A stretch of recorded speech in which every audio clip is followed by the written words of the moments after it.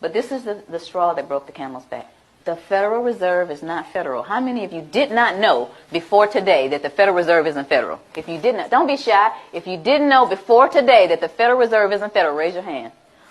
Most people don't know that. 9 out of 10 people that I asked off the street don't understand that the Federal Reserve is a non-auditable private banking cartel.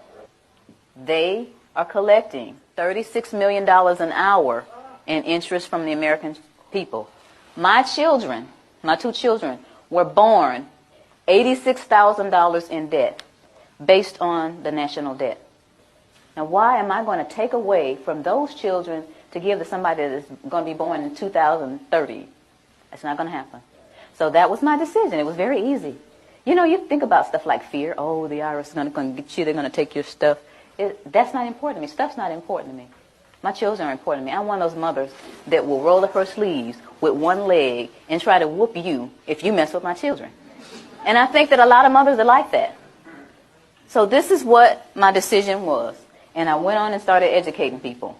One of the things that people asked me once I made this decision and started talking about it, how are we going to run the country without the income tax? I don't know how much Dan got into it, but the Grace Commission report that Ronald Reagan put out in 1984, says that none of the money collected in income tax goes towards running the country. But the bottom line is it's not going towards running the country, so you patriotic people out there, you've been fooled. Beardsley Rummel, he was Federal Reserve Chairman back in 1946, did a speech before the American Bar Association. The title of his speech was Taxes for Revenue Are Obsolete. Within the body of this report, he says that the taxes, the income taxes for redistribution of wealth. What is redistribution of wealth? What is that? That's taking from me that I've worked hard for and giving it from somebody else to somebody else. Shouldn't I have the right to redistribute my wealth if I want to? Another question that they ask me is, how come I haven't heard this on TV, or on the radio, or in the newspaper? Well, sweetie, the simple answer to that is the same people who own the television stations and the newspapers and the radio stations are the same people who are involved with the Federal Reserve. And here is a little statement that says that it only requires 5% ownership to significantly influence the media.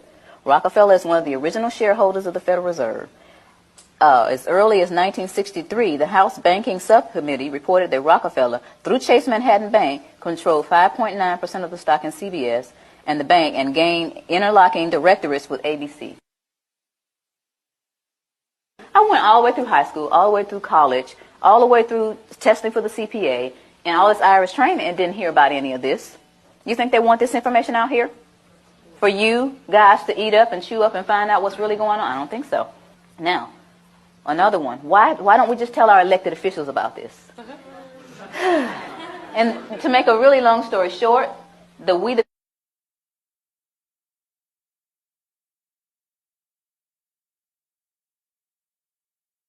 People Foundation, the same people that put out this ad, put together a hearing.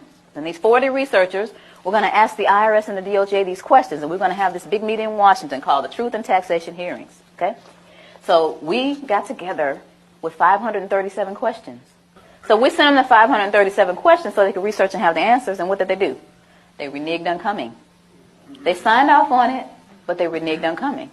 So you all didn't get to hear the truth. We went on and had the hearings anyway, put it on CD, marched around Washington, giving it to all 535 congressmen and senators. Please look at this information. We got stupid responses back like, thank you for visiting our offices in Washington. The next time you come to Washington, please visit us again. They don't care. Your presidents don't care. Another one that they ask me, or they'll say something like, well, this just sounds like it's some kind of conspiracy theory. Y'all hear that a lot? Okay. But tell me this, what's the difference between a conspiracy and a strategy? Don't you understand that this is all by design? All this black, white stuff. You're white, I'm black. You know, you're Democrat, I'm a Republican. You know, y'all heard of divide and conquer before, right? Why y'all letting them do it to us?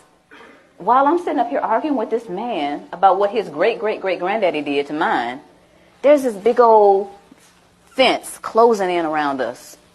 And while I'm sitting here wasting time and he's sitting here telling me why he doesn't know, we need to put our heads together and figure out how to get out of this fence that these people are building around us. Am I right? Yeah. That's what we got to be. Divide and conquer, we can't let that work anymore. It's been working all these years. Then we need to get together and understand. First of all, you need to understand what is going on with your money. You work hard. It's like we're a hamster on a wheel. This country started out with taxation without representation. Where are we now? Why did we get back to where we started? We got lazy and comfortable. Get out your comfort zone. I never tell people to file a tax return. I never tell them not to file. I never tell people to pay taxes, and I never tell them not to pay. What I tell people is to do your own research, do your due diligence, and decide whether or not you're going to be a slave or get off the plantation. That's your choice.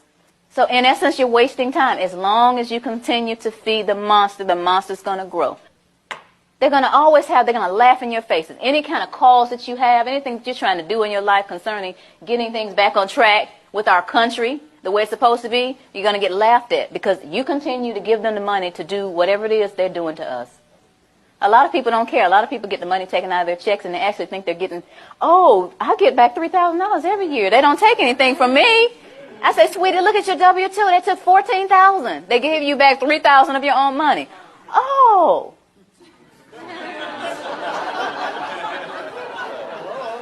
But the point is, if each of us understands where we are, who we are, and tries to do something about it, then we're going to get somewhere. This is a great country, but it's off track. And who's going to get it back on track? Yeah. Thank you. Thank you all.